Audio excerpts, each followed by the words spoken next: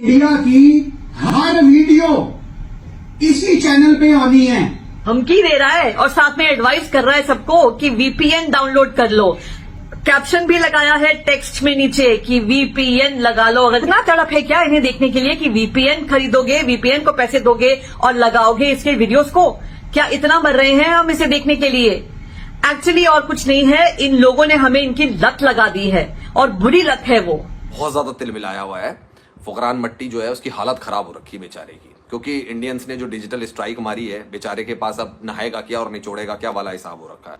तो बुरी तरीके से तिल मिलाया हुआ है और अनाप शनाप बोल रहा है। मुझे लग रहा है कि फुकरान मट्टी अपना मानसिक संतुलन खो चुका है। मेरे को लग रहा है कुछ दिनों के बाद वो किसी पागल खाने में पाया जाएगा। मैं आपको सच में बता रहा हूं। ऐसा नहीं है कि ये कुछ बहुत जबरदस्त एनालिस्ट कर रहे हैं, बहुत जबरदस्त कंटेंट ला रहे हैं आपके लिए, ऐसा कुछ है।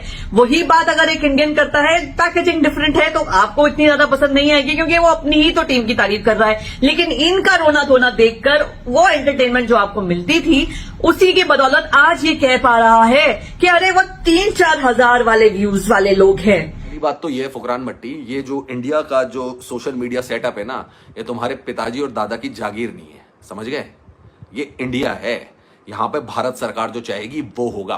पाकिस्तानी 2 कौड़ी के भिखारी जो चाहेंगे वो यहाँ पे कुछ नहीं होगा और तुम्हारी दुकानें ऐसे ही बंद करेंगे। देखिए, मैं कोई आपके घर का बड़ा तो हूं नहीं या आपका बॉस हूं नहीं जो मैं आपको आदेश दे दूं। तो मेरी आपसे सिर्फ हाथ जोड़ के विनती है, with folded hands I am requesting you.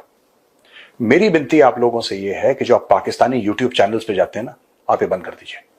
मुझे ये नहीं पता कि कौन सा Pakistani YouTube channel is actually owned by the Pakistan army. I don't know which Pakistani channel is sponsored by ISPR. India ने इन लोगों को डिस्कवर किया 2020 के पैंडेमिक के बाद, लॉकडाउन के बाद। जब उन्होंने देखा कि ये भी एक टाइप की एंटरटेनमेंट है, तो इंडिया वाले इनको देखने लगे और फिर उनको लत लग गई, एक बुरी लत जो फाइनली कोल्ड टर्की हो चुकी है। जो इंडियन गवर्नमेंट ने स्टेप लिया है, बहुत ही अच्छा स्टेप लिया है। इसीलिए ये साबित होता है, क्योंकि ऐसी बातें ये आदमी करता है। इसे क्या लगता है कि ये बहुत हैंडसम है, बहुत गुड लुकिंग है, बड़ा अमेजिंग कंटेंट क्रिएटर है, तो इसीलिए ये डिस्टिंग्विश कर रहा है। वो 4-5 हजार व्यूज वाले लोग हैं और मैं तो पता नहीं लाखों व्यूज कमाता हूं। तो ये देखिए, ये आप ही लोगों की बदौलत है। बात कहना कि भाई पाकिस्तान में लोग इंडिया से पैसा नहीं खाते या इंडिया से दुकान नहीं चलती, ये बात गलत है। मैं एज अ पाकिस्तानी और as a YouTuber, as an professional influencer, मैं ये बात कहता हूं कि भाई इंडिया से व्यूअरशिप का बहुत जमीन आसमान का फर्क पड़ा है। विच मीन्स कि अगर इंडिया में व्यूअरशिप इतनी आ रही है तो पाकिस्तान में इतनी आ रही है। तो आप खुद सोचो कि इन सबको बड़ा टाइम लगना। अब तनवीर अहमद बेचारे के पास कोई कॉन्टेंट ही नहीं रहा।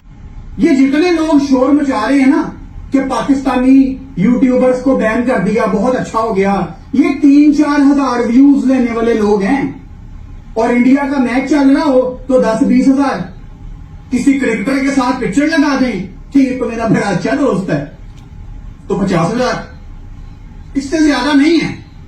तो वो क्यों नहीं है? यहीं पे मैं इसी बात को मैं करना चाह रही थी। वो इसीलिए नहीं है क्योंकि हमें लत लग चुकी थी इन लोगों को देखने की। ऐसा नहीं है कि ये कुछ बहुत जबरदस्त एनालिस्ट कर रहे हैं, बहुत जबरदस्त कंटेंट ला रहे हैं आपके लिए, ऐसा कुछ है। वही बात अगर एक इंडियन करता है, पैकेजिंग डिफरेंट है, तो आपको इतनी ज्यादा पसंद नहीं आएगी, क्योंकि वो अपनी ही तो टीम की तारीफ कर रहा है। लेकिन इनका रोना धोना देखकर वो एंटरटेनमेंट जो आपको मिलती थी, उसी की बदौलत आज ये कह पा रहा है कि अरे वो 3-4 हजार वाले व्यूज वाले लोग हैं। इस आदमी को अगर आप देखोगे, ये 5-6 साल से यूट्यूब के प्लेटफॉर्म पर है, तो पहले इसको भी इतने ही कम व्यूज आते होंगे ना। वो तो जब इंडिया ने इन लोगों को डिस्कवर किया 2020 के पैंडेमिक के बाद, लॉकडाउन के बाद, जब उन्होंने देखा कि ये भी एक टाइप की एंटरटेनमेंट है, तो इंडिया वाले इनको देखने लगे और फिर उनको लत लग गई, एक बुरी लत जो फाइनली कोल्ड टर्की हो चुकी है। जो इंडियन गवर्नमेंट ने स्टेप लिया है, बहुत ही अच्छा स्टेप लिया है। इसीलिए ये साबित होता है, क्योंकि ऐसी बातें ये आदमी करता है। इसे क्या लगता है कि ये बहुत हैंडसम है, बहुत गुड लुकिंग है, बड़ा अमेजिंग कंटेंट क्रिएटर है, तो इसीलिए ये डिस्टिंग्विश कर रहा है। वो 4-5 हजार व्यूज वाले लोग हैं और मैं तो पता नहीं लाखों व्यूज कमाता हूं। तो ये देखिए, ये आप ही लोगों की बदौलत है। ये ऐसा इंसान, इससे हम देखते हैं, सुनते हैं और कहीं ना कहीं सबकॉन्शियसली हम इससे अग्री भी करने लग जाते हैं। मिलाया हुआ है गुस्से में, भयंकर गुस्से में कि बस फोड़ दूं, तोड़ दूं, हिंदुस्तान में आज ही अटैक कर दूं। पहली बात तो ये है फुकरान मट्टी, ये जो इंडिया का जो सोशल मीडिया सेटअप है ना, ये तुम्हारे पिताजी और दादा की जागीर नहीं है, समझ गए? ये इंडिया है, यहां पे भारत सरकार जो चाहेगी वो होगा। पाकिस्तानी 2 कौड़ी के भिखारी जो चाहेंगे वो यहां पे कुछ नहीं होगा, और तुम्हारी दुकानें ऐसे ही बंद करेंगे। तुम्हारी दुकान भी बंद करेंगे और तुम्हारे देश पर भी ताला लगाएंगे। ये तो पहली डिजिटल सर्जिकल स्ट्राइक थी, अभी असली सर्जिकल स्ट्राइक होना बाकी है। इंडिया के पैसों पे अपना स्टूडियो खड़ा करने वाले भिखारी, तू हमें बता रहा है, तू हमें धमकी दे रहा है, तू बता रहा है कि थंबनेल में तेरी फोटो होती है। अबे हमारे यहाँ जेल में जब वारंट निकलते हैं ना, और जब लापता की फोटो लगती है, उसमें भी अपराधियों के नाम होते हैं। तो ये जो थंबनेल है ना, थंबनेल, ये वही पोस्टर है जो हम टेररिस्टों के लिए लगाते हैं। ये हमारा थंबनेल वो है जिसमें हम पाकिस्तानी यूट्यूबर्स के चेहरे लगाते हैं ना, क्योंकि हम उनको वही ट्रीट करते हैं कि ये भिखारी हैं। जब हमारे यहाँ पे कोई आतंकी घटना को अंजाम देता है ना, तो एक पोस्टर जारी किया जाता है जिसमें लिखा रहता है वांटेड। तो तुम हो बेटा हमारे वांटेड। जो तुमने जो यहाँ पे डकैतियां डाली है ना, क्योंकि तुम हो चोर, तुम चोर हो, पाकिस्तानी चोर हो तुम, इसलिए हम अपने थंबनेल में तुम्हारी फोटो लगाते हैं, तुम्हें हम करते हैं एक्सपोज।